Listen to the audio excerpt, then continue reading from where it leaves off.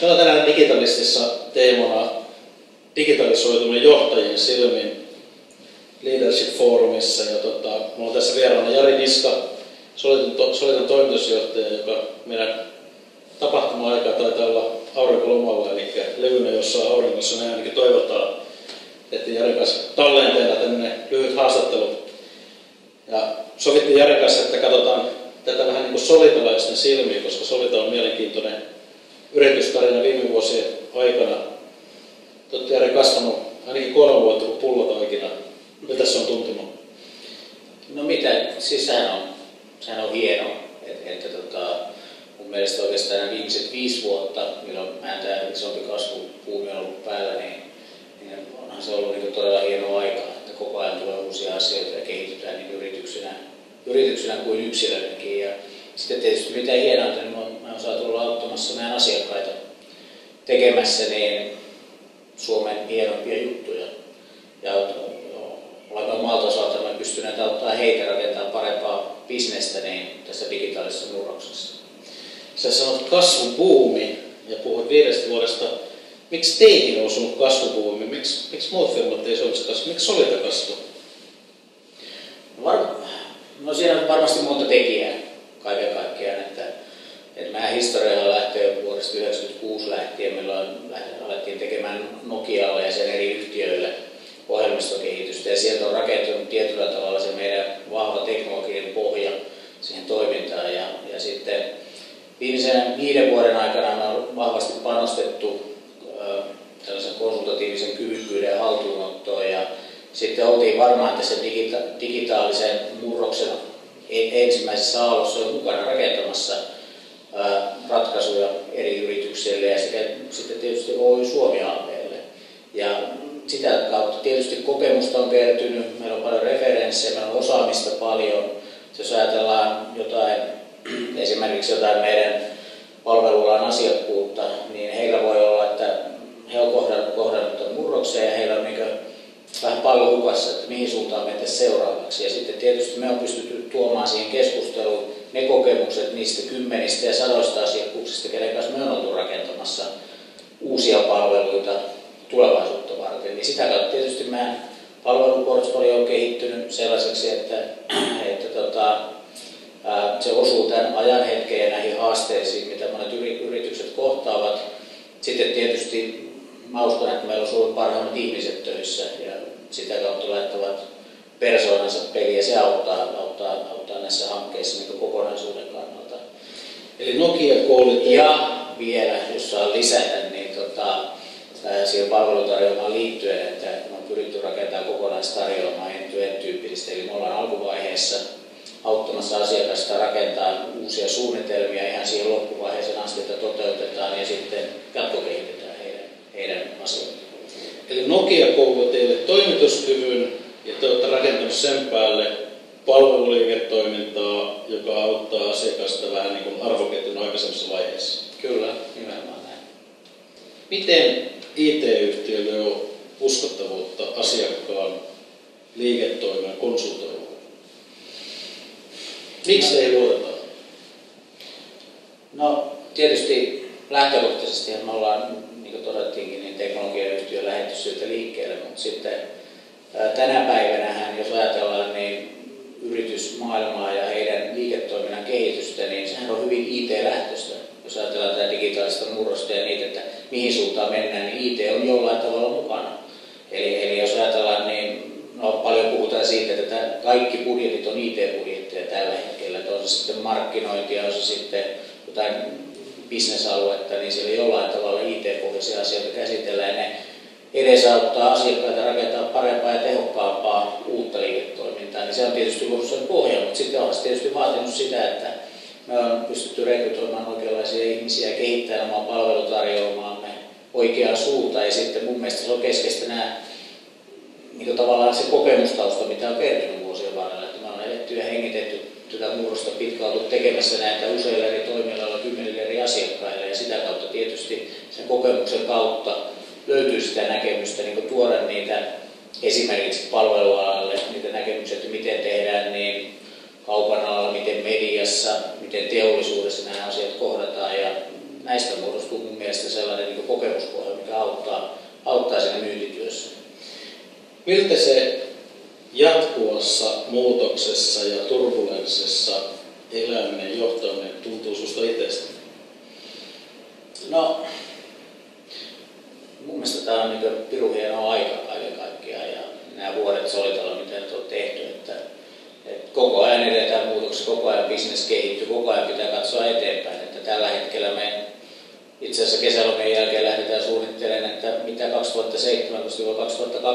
että mihin markkina menee, trendit menee ja mikä meidän rooli siellä voisi olla, että se tarkoittaa meidän palvelutarjoaman kannalta. Ja ennen kaikkea sitä, että mihin asiakkaat menee, miten asiakkaiden business muuttuu, koska mehän tehdään tätä työtä asiakkaita varten. Mutta tämähän on hieno, koko ajan, joka päivä on uudenlainen ja joka viikko tulee uusia asioita vastaan. Ja, niin, eihän se parempaa voi olla.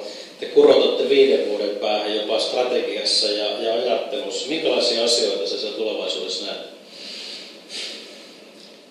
No, varmaan niin kuin, jos tällä ihan yleisellä tasolla ajatellaan, niin kyllähän niin, tämä digitalisoituminen niin yhdessä vuodessa, niin kyllähän se jatkuu hurjaa vauhtia, varmaan vauhti kiihtyy.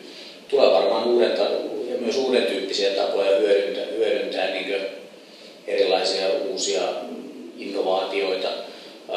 Yksi iso juttu, mistä mä ainakin olen henkilökohtaisesti innostunut, mikä mä uskon, että voi mullistaa niin meidän toimintaa kuin sitten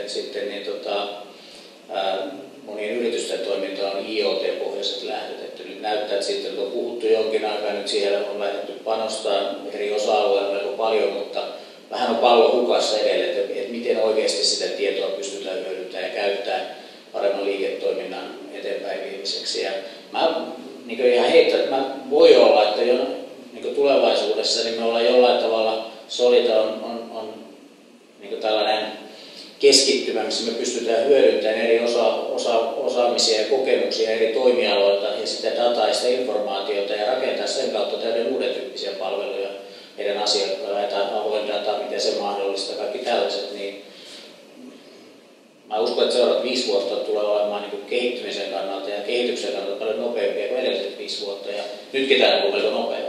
Niin, te olette kaksinkertaistunut ihan muutamassa vuodessa henkilöstömäärällä. Teillä on pohjalla toimituskyky, siihen rakennettavat palvelut ja tulevaisuudessa ekosysteemi, mahdollisesti yhteisö, joka yhdessä tuottaa ratkaisuja.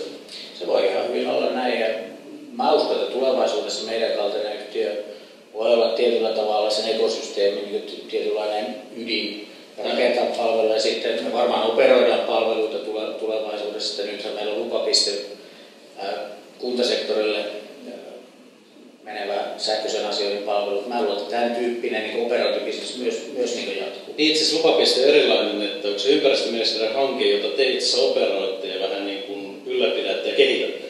Niin, no, siis sehän on käytännössä se, että ympäristöministeriö on aikoinaan laittanut hankkeen liikkeelle ja tällä hetkellä se on täysin meidän hanke, että me jatkokehitetään, levitetään sitä ja operoidaan ja sehän tietyllä tavalla on myös meidän niin liiketoimintamalli muuttunut sen osalta, että siellä niin liikevaihto tulee transaktiopohjaisten toimenpiteiden seurauksena.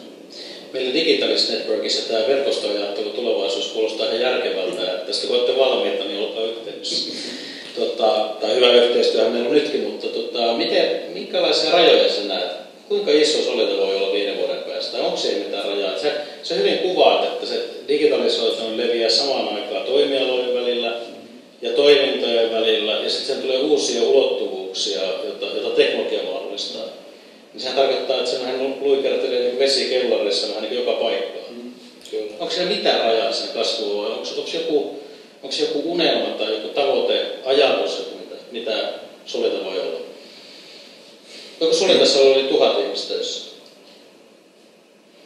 No, jos teidän lähtee sitä unelmasta liikkeelle, niin vähän aikoinaan kun mä lähdin ja mun tiimi lähti Solitaa rakentaa uudelta pohjalta eteenpäin, niin kyllähän mä näin se unelma, että me tehdään jotain sellaista, mitä kukaan muu ei ole tehnyt.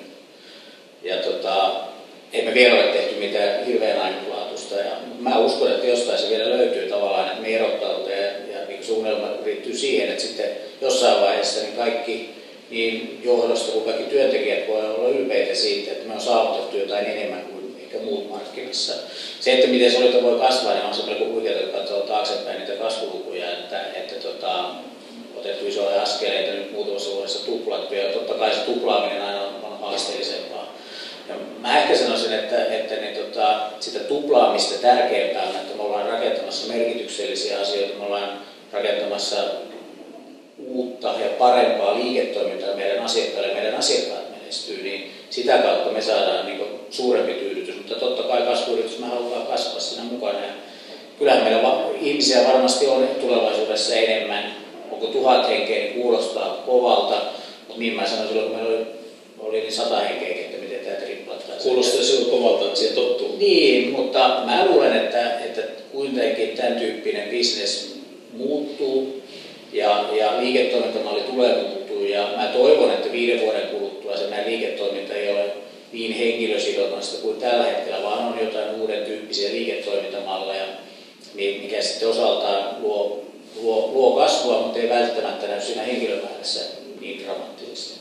Tuo unelma, jonka sä kiteyt aika hyvin, jos me kiteytään, että tehdä ainutkertaisia asioita tai saada ikään kuin jotain suurempaa aikaiseksi, onko hienoa? Niin munkin mielestä, mutta se meitä ajaa eteenpäin, että me halutaan vaikuttaa ja olla auttamassa yhteiskuntaa ja yrityksiä menestyä ja sitä kautta niin myös totta kai itse halutaan menestyä, mutta kyllä se unelma on se, mikä perässä tässä juostaan, että enemmän kuin joku muut taloudelliset tavoitteet. Kesä on hyvä aikaa unelmoida ja latautua. Oikein hyvää kesää sulle ja kiitos haastattelusta. Kiitoksia, Ville.